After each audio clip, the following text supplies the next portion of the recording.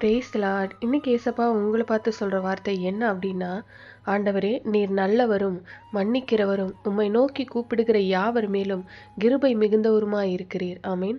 ஆண்டவரை நல்லா அறிந்து வைத்திருக்கிறார். ஆண்டவரே நீர் நல்லவர், நீர் மன்னிக்கிறவர், உம்மை நோக்கி கூப்பிடுகிற யாவர் மேலும் கிருபை மிகுந்தவர். ஆண்டவருடைய சுபாவங்களை சொல்லி ஆண்டவரை புகழுகிறார். நாமும் கூட ஜெபத்துல ஆண்டவருடைய சுபாவங்களை சொல்லி துதிக்கும் போது அது நமக்கு மிகுந்த ஆசீர்வாதத்தை கொண்டு வரும். ஆண்டவர் நல்லவர், அவர் நன்மைதான் செய்வார். உங்க வாழ்க்கையில நன்மையானதை கட்டாயம் செய்வார். ஏதோ ஒரு நன்மையை எதிர்பார்த்து இருக்கிறீங்களா? அந்த நன்மை கட்டாயம் நடக்கும்.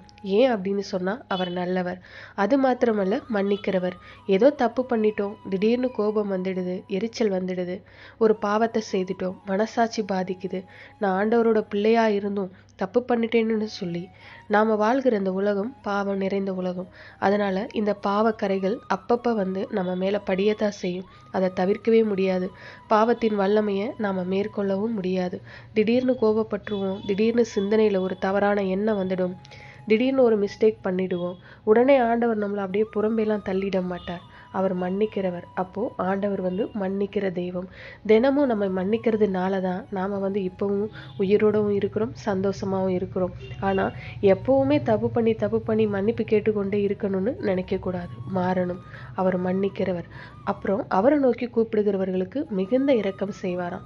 எப்பவும் அவரை நோக்கி கூப்பிட்டுட்டே இருக்கணும், ஜெபித்துட்டே இருக்கணும், எப்பவும் சந்தோஷமா இருக்கலாம். அதனாலதான் இயேசுவோட தினமும் நடக்கணும். நம்முடைய வாழ்க்கையில எல்லா பகுதியிலையும் ஆண்டவரோட நடக்க நடக்க உங்க வாழ்க்கையே அழகா மாறிடும். விசுவாசிக்கிறீங்களா? அப்படின்னா விசுவாசத்தோட ஜெபிக்கலாமா? எங்கள் நல்ல தகப்பனே, அப்பா நீர் நல்லவரும் மன்னிக்கிறவும் உம்மை நோக்கி கூப்பிடுகிற யாவர் மேலும் கிருபை மிகுந்தவருமாய் இருக்கிறீர். ஆண்டவரே, எப்பவும் என் மேல கிருபையா இருந்து என்னை நடத்துங்க. இயேசுவின் நாமத்தில் ஜெபிக்கிறோம் பிதாவே. ஆமீன்.